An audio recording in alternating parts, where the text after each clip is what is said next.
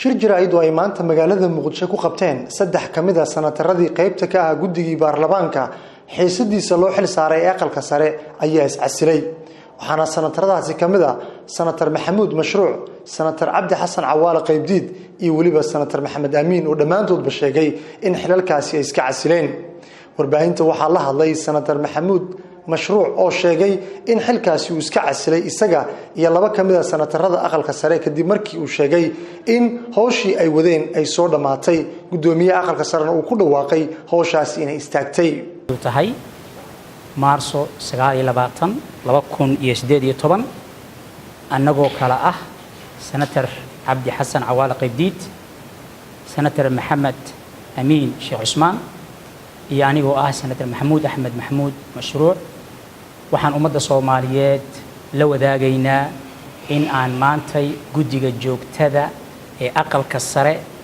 aanu u gudbinay iscasilaad rasmi ah oo ku aadaneyd xubinnimadii aanu ka ahayn guddiga aqalka sare u xil saaray xalinta khilaafka soo kala dhaxgalay golaha shacabka fursadani waxaan uga faa'iideysanaynaa oo aan u mahad celinaynaa gudoomiyaha aqalka sare ahaana gudoomiyaha guddiga aqalka sare ee xal u raadinta khilaafka golaha shacabka inuu aqbalay iscasilaadeeni isla maantay guddiga joogtada gudoomiyaha waxa uu kaga dhawaaqay inay istaagtay ama ay dhamaatay shaqadii guddiga aqalka sare ee xal u raadinta khilaafka golaha shacabka uu u waday labadii daraf ee golaha shacabka ay khilaafka soo kala dhaxgalay xalintoodii waana mahadsantihiin intaasaan idinla wadaagaynaa ummadda Soomaaliyeed waxaan u rajaynaynaa guul iyo wax kasta oo khilaaf yeelana in lagu xaliyo wada hadal